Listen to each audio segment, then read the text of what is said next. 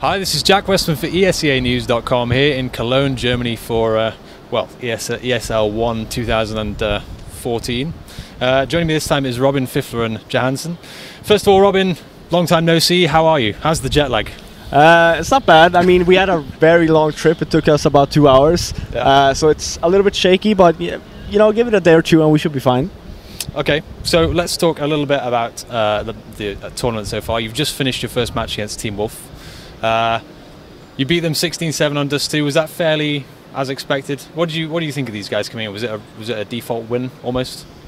I think it's really hard to actually think what the score might be, because we obviously never heard about them. We knew that they were at ESWC last year, but we never played them. Yeah. So it's very hard to guess like a scoreline that we're gonna, let's say, win or lose on. But you know, obviously we're not gonna take any game for granted here. We're gonna play hearts out in every single game. I think that they did a really good job. They were really good on pistols. We didn't manage to win either pistol actually. We got torn apart on pistols, and then when they won the first one, we're like, oh, these guys can actually play. And then it's like, okay, you know, we're just gonna make the best of it. You know, we won the third round after, and then we just kept rolling. So I think 16-7, we probably should have had, you know, it should have been like 16-5, but it's not bad. It's a good start. It's always good to start with a win.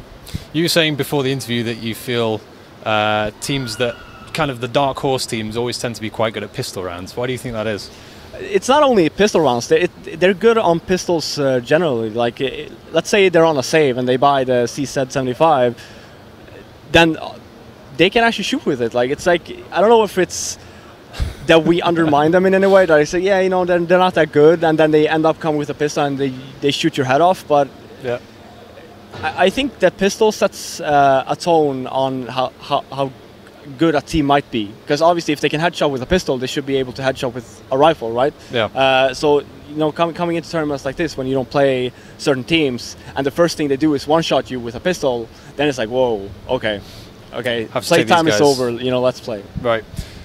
Was this? Did you see this as kind of being a warm-up game? I guess you don't really warm up, right? Because you've got the rest of the day off and you almost start afresh tomorrow. Does that weigh on your mind at all?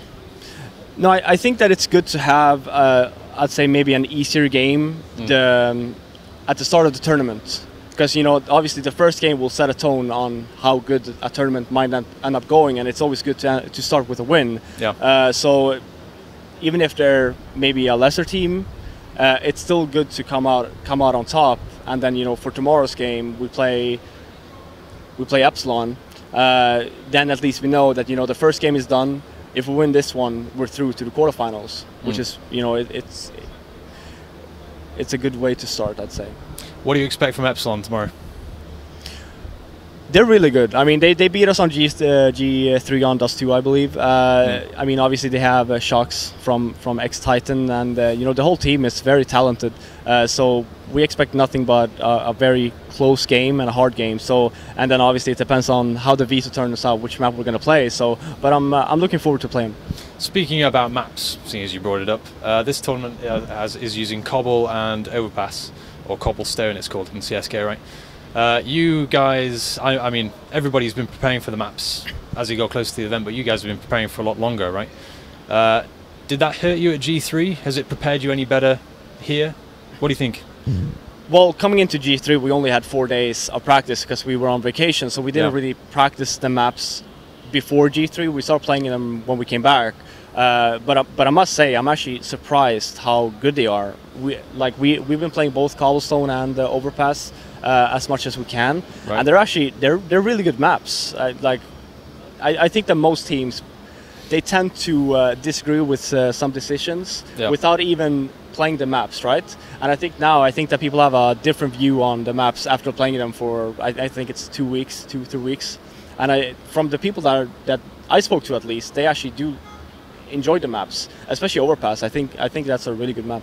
I assume you've been scrimming against other teams on those maps. What's a typical, I mean, how do they usually play out? Because nobody's seen a competitive match on these before, right? Yeah, no, that's the fun part as well, right? Because you play one team, let's say the first team you play on the new map, they're like, oh, they did this good, right? You know, let's steal that, because obviously no one knows how to play the maps correctly. Yeah. And then you end up playing another team and say, oh, these guys did this good as well. And then it's always, you have to adapt really fast, and you need to learn what works and what doesn't work, especially when it's like you don't have that much time.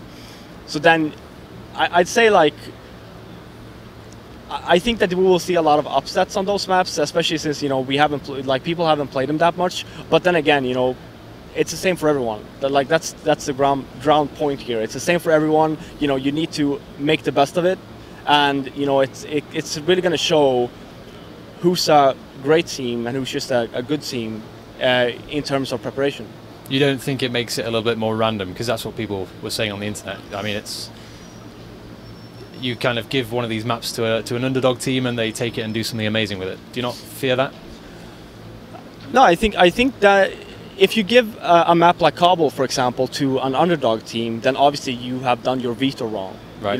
Coming into the game versus Wolf, for example, we said straight away that, okay, let's not play Cobble, because the seat side can actually be the seat side on Cobblestone can actually be very seat decided.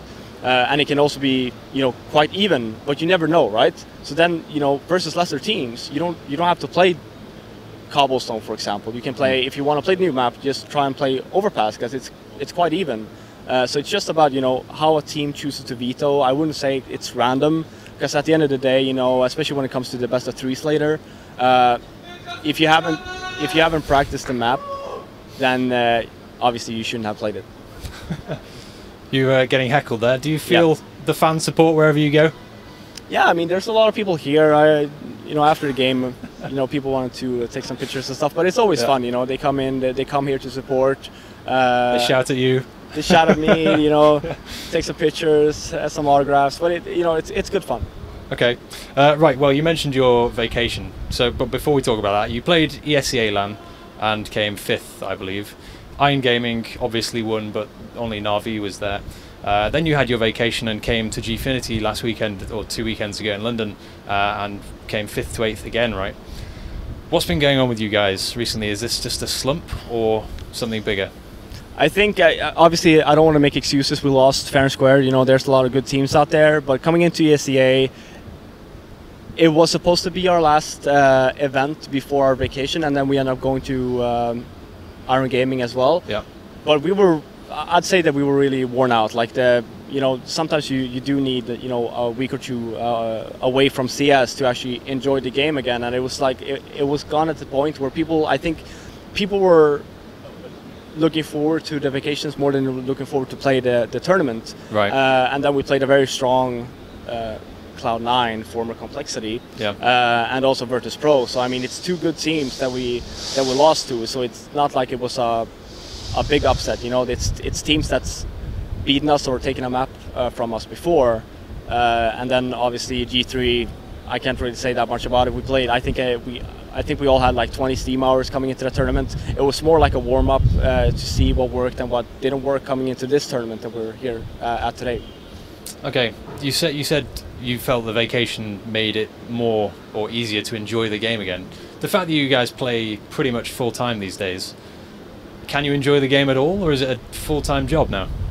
I mean, it's obviously a full-time job, but you have to like what you're doing. It's the same with any kind of job that you have. It's not like you're going to go to your work and be miserable, and you're not going to have a good life. And it's the same with when you play Counter-Strike. Sometimes you need a small vacation just to get that feeling for the game back. It's like, oh, it's been a week. I really want to go in and play a game, and then you're like, okay, let me wait 1 more week, and we'll play some, and then all of a sudden it's going to be fun again. So I think that's how it goes. But now, right now at this event, it's been fun. We've been playing a lot since G3, and as of right now, the game is fun, and even if it's my work, I love it. Good to hear. Now, I'm aware I'm the only thing standing between you and a hotel, presumably. So I'll keep it short for the rest of this. Just a couple more questions. You've recently brought in Peter as a strategy advisor. How is a strategy advisor different from a coach? Or is it the same? I think a coach is more like he creates rounds and he's like, oh, do this. PETA is more like a helping hand. You know, if he notices that we do something wrong, he will point it out. Because obviously we are a pretty decent team. So it's just the small things for us, really. Like we do something, or let's say our rotation wasn't up to par, he will just point it out. He's like, guys, just think about this. Or, you know, if he notices something about the opponents or that we're doing something wrong, he would just, you know, show a note, or, you know, just tell us, okay, this was wrong, or, you know, do this instead. So it's more, I'd say it's a smaller role than a coach. He doesn't have, you know, and also a coach, I'd say, watches demos and stuff like that. He doesn't do that. You know, he's just here strictly to help us play the best. Okay, and last question. This is your third attempt at a CSGO major. You've come second both times before, right? DreamHack and then Katowice. What's different this time around? I'm just going by third time's a charm. That has to work, right? That's the only rule you're using here. Yeah, no, but I think this time, every final that we played, DreamHack winner, EMS in Poland, we've learned something about ourselves and our game style, right? So coming into this one, if we end up going to the finals, I'd say that we have a much bigger shot at winning that one than we might have, you know, and then Poland or DreamHack. So it's just we are prepared. We're playing our own game, and I think that's what's gonna win you a title. Okay, well, best of luck. Hopefully it does this time around. Do you want to do shout-outs just before we go? No, I'm good. No, you're good? All right. Well, shout-outs. You know who you are, I assume. Robin, thank you very much, and best of luck again. Thanks. And for everyone at ESEAnews.com and ESEA.net, stay tuned for full coverage of ESL 1 for the rest of the weekend.